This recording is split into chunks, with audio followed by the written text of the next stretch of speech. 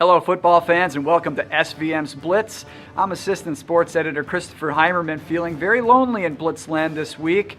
Why is that? Well, I get to talk about the last team standing in the Sauk Valley, your Newman Momence. Shouldn't be easy, let's go. Make them work, make each other better, man, let's Fire go. out, not up, get an extra rep in, Jamie. Drive it. Like that. Good work, man, let's go. You guys should be excited, man. You guys are flat. Let's go. Pick up the energy. Go. Come on, man. Let's go. Get excited.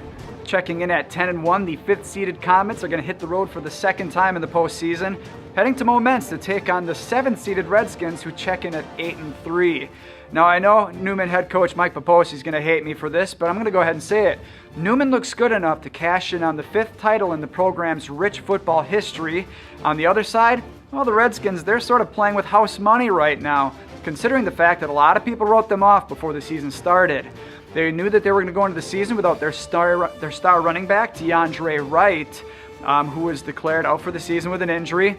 However, a junior quarterback, Aaron Cantwell, who also had to rehab an MCL in the offseason, got ready for the season, and has put the team on his shoulders. He's thrown for 2,176 yards and threw his 26th touchdown pass of the season in a 21-13 victory over Hall last weekend. Hall of the Three Rivers South, another upstart team, they hung with the Redskins but just didn't have enough. So, Momence is finally going to get the home game in the playoffs that they've been wanting, seeing as how that game last weekend was played in Spring Valley. Another notable player in that game, Leanthony Reasonover, had 137 yards on the ground, so the Comets will have to account for him. The Comets travel well. In fact, Coach Paposi would probably tell you that they enjoy traveling.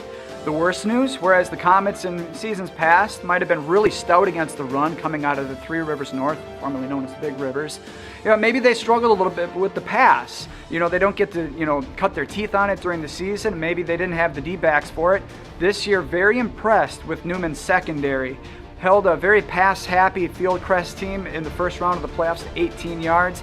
Turned around last week and gave up 143 against APC in the air, but considering the variety of looks that APC can give you, that's a pretty nice number for a defense. Well, how about the worst news? Tailback Jake Snow for the Newman Comets has found another gear in the postseason. With 2 touchdowns in each of the first 2 playoff games, he's run his season total to 26. Very impressive that he's run for 1,419 yards on 145 carries, just a shade under 10 yards per tote. Very impressive because he shares the backfield with a lot of other talented guys. You got Mac Olson coming on strong. Brady Root only played defense last weekend in order to kind of mend his ankle, so he should be closer to 100%, or as close as you can be to 100% at this point in the season. So Newman's scary. Jake Snow is he's certainly hitting his stride at the very right time of the season. Now, I like Newman a lot in this matchup, in case if you can't tell. And you know what I'd really love to see?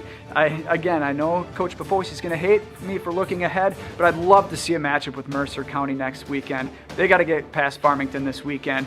Newman, like we've been talking about, has to get past Momence. I certainly think that they do. I've got Newman in this one, 34-14.